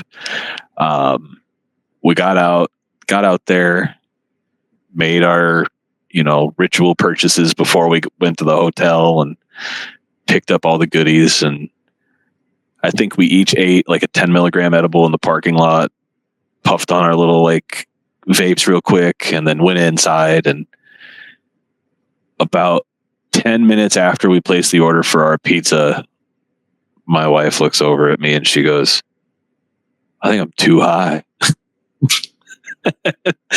And that was how we found out that altitude affects how cannabis impacts you as well as alcohol. Your blood thins out, it moves through you a lot quicker. And boy, did we learn some lessons there. I think we ate our pizza, went to bed, and tried again tomorrow. So Okay. it's, it's one of those like stoner lessons you just learn. Oh, for sure. Yeah. It's just, but it was a really fun way to learn it, being together like that and not having to worry about anything. Just we're in the hotel, like it's fine. Okay. Well, this is a new question. If you could trade places with any cartoon character for 24 hours, who would you be? Oh, probably Timmy Turner from the Fairly Odd Parents. Ah, yes. Right? Like, yes. That or Jimmy Neutron, maybe. Yeah, either have godparents that can get me anything, or be a genius who can make me anything. All right, that's true. Yeah, I would definitely be Timmy Turner myself. Yeah, that's a great one. Yeah, like I feel like I could manage for 24 hours. Yeah. Yeah. There's a lot. Being around a lot of screaming. Yeah. Yeah. Oh, Lord. All right. Who was the first Romy you met in the community? It'd be Too Tall. I can't remember. I think he was actually passing through my area on his way home from Colorado, back out to the Northeast, I believe. And I think he was just looking to meet up with people that were on his path through. And I was like, well, if you take that path, you'll go through my area. So holler if you do. And he did. And we met up for lunch quick. And he had happened to be traveling with his seed stash, because I think he was at like a cannabis event out there.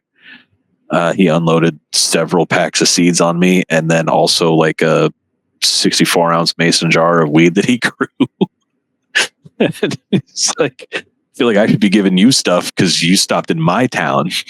But Right. So that was my first experience meeting a Gromy from the community, and I think it was a pretty good first one because that really kickstarted my desire to meet more folks in the community and just be part of this. Yeah, he's a great one to meet. I've met him before. Yeah, a couple of times now, and yeah, he's a great person for sure. Great dude. He is too tall. He really is. No doubt. No doubt. Which Gromy from the community are you looking forward to meeting? After this past year, I feel like Big Green Guy is probably the number one dude that I need to meet. Yeah.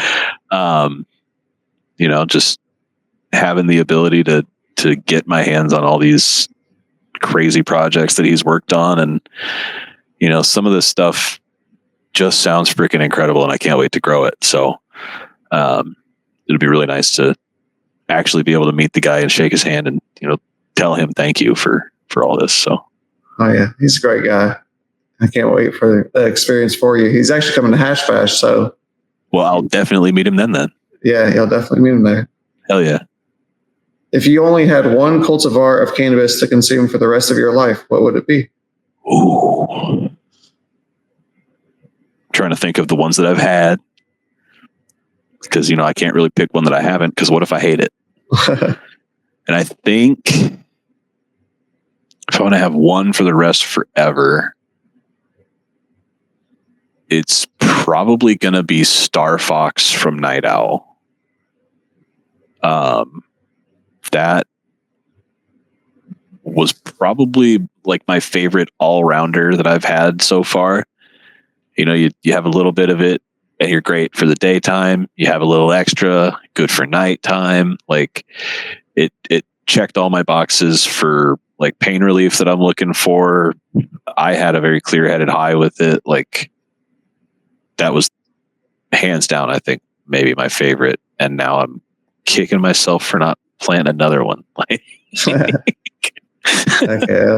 But when you've got basically the world at your fingertips for cultivar options, like it's tough not to do something new every time. Oh yeah. So I understand. I'll get there. What's your go-to method to consume cannabis? I like a joint. I know it's not the most efficient as far as consumption methods, and it's definitely not the most efficient as far as like getting the effects, but I like the ritual of, picking it up, passing it, and just being able to share that. I think Same, brother.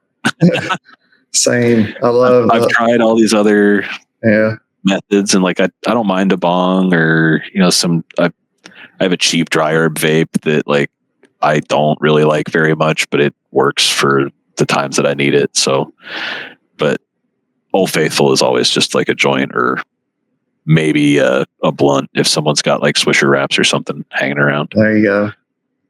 Heck yeah. Is there a cultivar that you're interested in trying to grow, but that you've never grown? Funny enough, yeah. I have grown so many of Tangy's offspring, but I have not had Tangy from Alabrije. The Tangy Tibuguana. Yeah, I think I missed that drop by like a month when I like just discovered the community and stuff, and right. Tried to get in on that Tangy 2.0 drop, but because it's his most popular ever, I had it in my cart and it was gone before I could click checkout. So same. I've never grown the Tangy Tibuguana. I've missed out on the same. I've gone through the same issue. Yeah, like I've grown several things that it's a direct parent in, or at least in the lineage at some point, but I've never had just pure Tangy Tibuguana. Yeah. So that's on my must grow at some point. Need to get my hands on it from somebody list. I think we've got a few people in the community that are talking about maybe doing a seed increase on it. So I'll be patient. Yeah. What's your all-time favorite cultivar and why? Ooh. All-time favorite was probably applesauce. Partly due to just the absolute monster that it became. I think that if I had weighed that, it would have been my first quarter-pound plant. But I didn't weigh it, so I can't prove it. But the gut feels right. Simply just for the effects and the flavor. Perfect example of the sauce with just that little bit of appliness to it. Like I had a pretty apple forward profile on mine and really liked that one. Interesting. Heck yeah. Who are some of your favorite breeders? Well, Green Guy, obviously, as we talked about, Alabrije. There you go. And Frostfire, honestly. I don't know if you've had a chance to get your hands on some of his stuff, but I had a sour froyo that was creamy and sour as advertised, and the flowers on that thing were black, but everything else was green. It was so weird. Like I had green foliage as far as like fan leaves, sugar leaves, all that, but like black flowers. It was so weird. That's so cool. I've grown the cherry bangarang, and it was really, really good. He's one of few, I think, that is intentional with like terps. I know everybody is intentional with like good all around stuff, but like his terp profiles on stuff are just mind blowing. Like I did a solo cup cherry bangarang just because I wanted to try the cherry. And after that thing got done curing, I opened the jar one day and I was just like getting smacked in the face with fruit punch. Like it's like, just what is this? So big fan of those three guys specifically. I think obviously the honorable mentions, we've got Night Owl, Alba.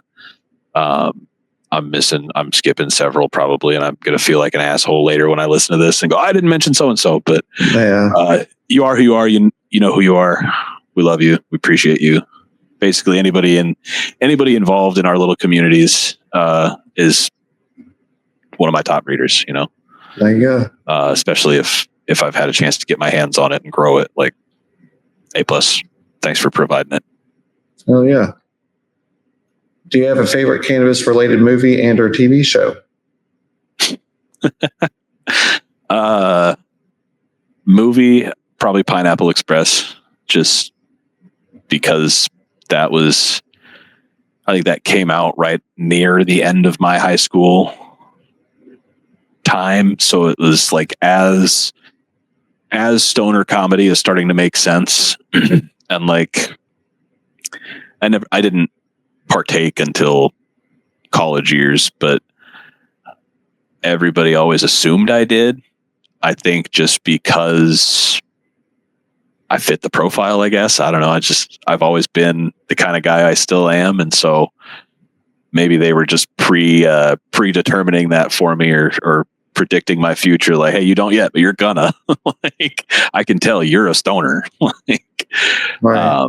but yeah, like that is probably to this day one of my most like go back and watch stoner films. Heck yeah. It's great. Honorable mention for Biodome. I'm not sure if it was supposed to have been a stoner comedy, but it definitely is. There you go.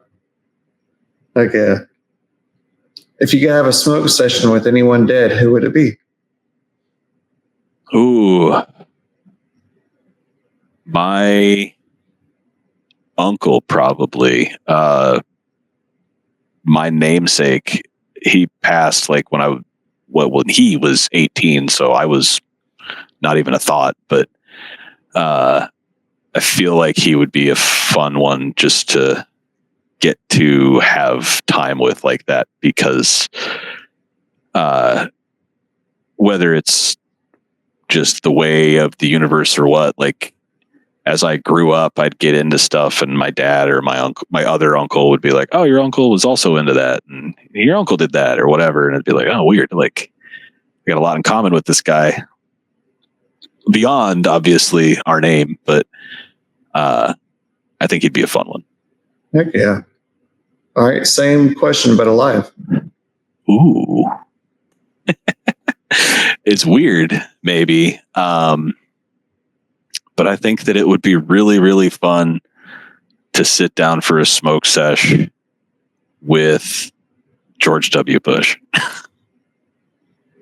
I got a lot of dumb questions that I would have to ask him, and I feel like if he's high enough, he's gonna answer them, and he's gonna tell me the truth, even if he didn't want to.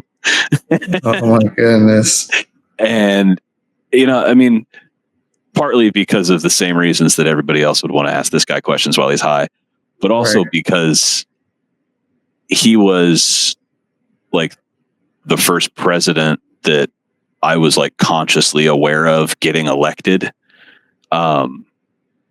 We were in 5th grade when like Bush was running against Al Gore, and we live in a state that is very active in the primaries. So they did like an elementary school tour for some reason and talked to a bunch of elementary schools because we could totally vote for him. Why not?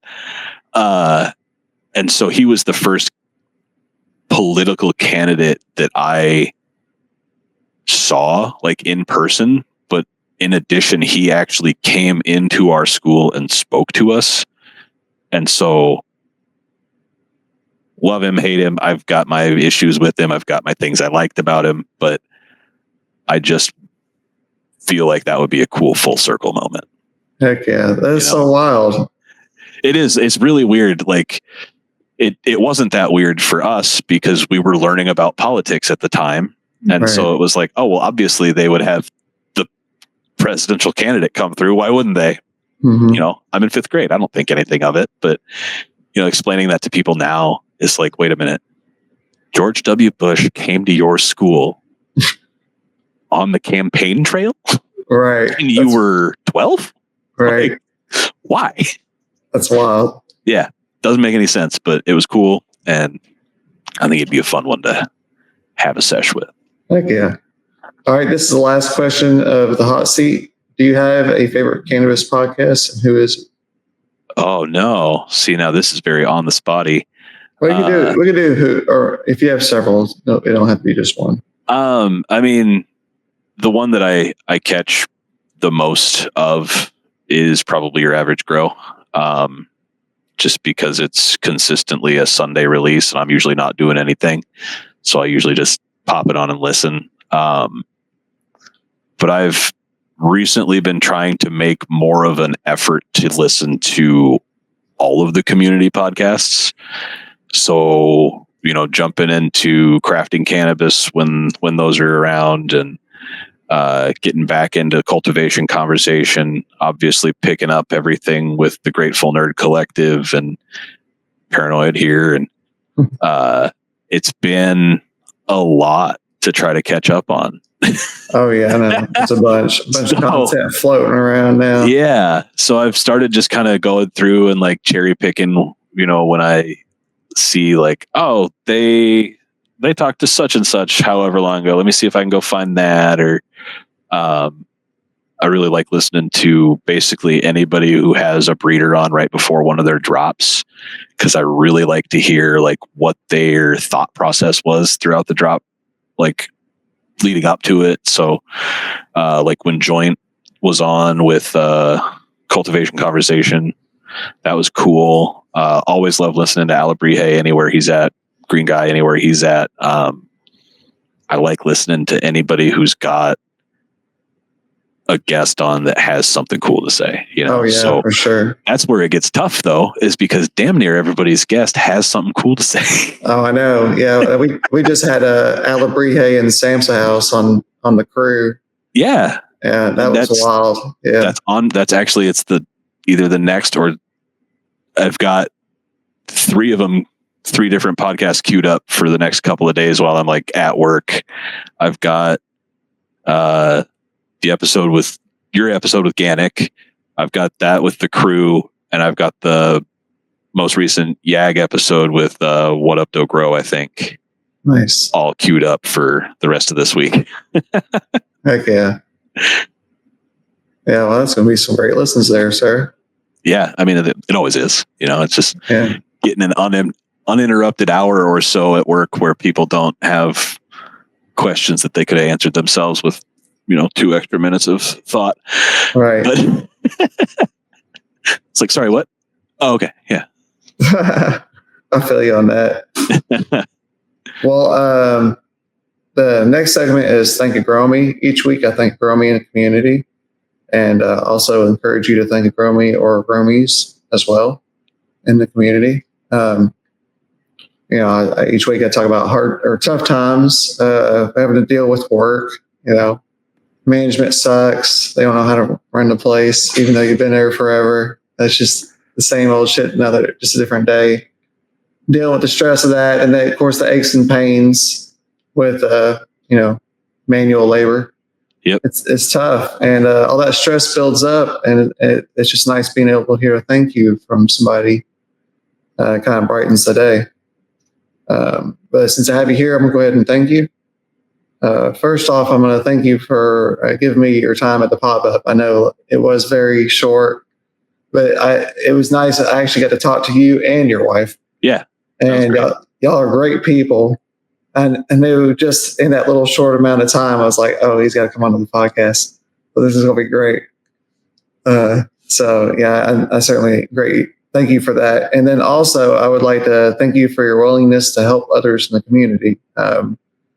Whenever Sam's House was on the podcast, he had mentioned that you had helped him out with the peppers. Yeah. And what was the other things you helped him out?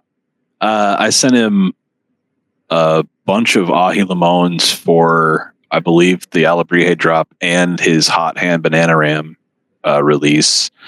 But I had some ahi mangoes hanging around, and I had some 7-pot primos that I just was not going to be able to use. And I was like, if I send you these, will you use them? He's like, well, I'm not going to let them go to waste, so send them to me. I was like, good. So I sent those off. That's the stuff that I've actually helped him with. I don't know if there was more mentioned or not. Yeah. Well, he that's what he had mentioned, I thought that was so cool that you actually helped him out. That, it's really neat. Yeah. I mean, I I didn't know what I was going to do with them, and I knew that, I mean, if he could use them, by all means, especially for something as cool as what they did go to, you know. Right. And like I've been eating off the hot ham banana ram that he made with it, and if that's what he's making with those peppers, like I'll grow them again next year. I won't use any. I'll send them all to him. Right. There you go. He makes some good sauce. Yeah, he sure does. Yeah, he's super talented, and he's a great person to talk to. You're really going to enjoy that episode. He's very fun. I'm looking forward to it. I think he put a little like snippet of the recording up like, when y'all were doing it. Right. Like, I got to make sure I catch that one. Like that's going to be a good one. It is. It's great. Well, do you have a Gromie or Gromies in the community that you would like to thank? I do. You, of course, obviously, for having me on here today. But Gromie Dust, more specifically, if we're using full names here, for sending me these seeds that I do have going. He also, I mean, he did a bunch of crosses with this Black Z, and he just put out there like, hey, if anybody wants some of these, hit me up. And I did. And I think he sent me between each different cultivar, I think there's a total of like 70 or 80 seeds here. And it's like, holy crap, dude. Like, thank you so much. But it's almost too generous. So I got to make sure I pay that forward wherever I can. For sure. And just like in general, just everybody in this community has always been so willing to help out however possible, especially as far as, you know, sharing seeds around, getting stuff to people that don't have it or want to try it or anything like that. Like these communities in general are just some of the best I think I've ever been a part of. Thank you for your contribution to that. And then everybody else as well. You know, thanks for being who we all are. Oh yeah. Yeah. Thank you. Thank you for your time, especially coming on here tonight too. Hell yeah, man. Well, also, I would like to thank Rooter Allister for being an amazing friend. Speaking about sending seeds. Oh, yeah. Yeah, no shit. Yeah, he, earlier this year, he had mentioned that he was wanting to do some type of blueberry cross. And I had some blueberry muffin reg seeds from Humboldt. Oh, yeah. I acquired a while back. And I was going to try to do my own cross with them, but I was like, here, you just take them and try it out. Well, they ended up being duds. And he felt bad about it. I felt bad. I was like, you know, they were all duds. They're just bad seeds. And, yeah. So he ended up sending me some blueberry IX from Riot Seeds out of the blue, like earlier this week. Huh. So, what a guy. Yeah. And he wrote me a nice note. And it was just really nice. That definitely brightened my day because I was having a tough day at work. So definitely. It's always cool how that kind of works out. Oh, for sure. Pick you back up after something like that. So. Oh, yeah. And what a guy. Just. Oh, yeah. Yeah, Rooter Allister is really great. Cool. He's a great dude. Yeah, he sure is. The next segment is upcoming events. Do you have any upcoming events that you're looking forward to, whether it is cannabis or music related? The Hash Bash, really. We packed our calendar this summer into fall, so we're done for the year and probably not doing anything next year till Hash Bash comes around. So that's the event that's circled on the calendar. We're looking forward to getting together again with members of the community and just seeing what Hash Bash is all about. So, oh yeah, it's fun. It's very different than anything else that you've ever been to. So that's what I hear. I'm stoked. Yeah. Well, the upcoming event that I have is it's actually, by the time this podcast comes out, it'll be like the next day or something. It'll be the Last Murder by Death concert. Oh yeah. In Louisville, Kentucky. I'm meeting up with Jay Saw and High Bedic. We're going to the concert together, and we're going to meet up with Chaos Goblin that weekend as well. Oh, that'll be sweet. Yeah. So it's going to be fun. We got an Airbnb with Jay Saw, his wife, and High Bedic. So heck yeah. That'll be awesome. I can't wait to see. I imagine you guys will be posting pictures from there. So hopefully, yeah. I've been terrible about taking pictures. I need to hire somebody every time I go somewhere just to take pictures the whole time. It's tough to ride that line between Yeah. living in the moment and enjoying what you have while it's happening, but also like you want to document some of it, Right. Yeah. Like I don't think I took any pictures at the pop-up. I didn't. I know I didn't. I took I think there was like a few pictures, but that was it. Yeah. I have taken a lot of people's pictures that posted them and give me that. Right. For sure. I didn't take any myself. Well, the other event that I mentioned earlier was the meeting of the G's. Yeah, the meeting of the G's. Yeah, I'm going to go ahead and mention it again. It's December 27th at JSAW's in Chicago. So if you want to come out to the event, let me know. Green Velvet, let me know if you want to as well. But anybody else listening in, just reach out to either JSAW or I. I'm either paranoid_grower on Instagram or paranoid grower on Discord. But yeah, I think we'll figure it out. If you know, you know, right? Yeah, if you know, you know. I'll have to figure that out. But anyways, this is the end of the podcast. I'll go ahead and give you the opportunity to give out your socials. Yeah, I'm pretty inactive on most socials these days just because any activity seems to get you banned. So I just kind of don't. I just lurk and watch around. But I'm GreenVelvetFarms, all one word, pretty much everywhere you can find me. A lot easier to catch me on Discord these days than Instagram, but I'm around. So if you need something, holler. Happy to help how I can, contribute where I can, do what I can. So, well, everyone listening and watching, thank you. I hope you're out there having a wonderful time. Thank you, Green Velvet Farms, for joining the show. Thanks for having me.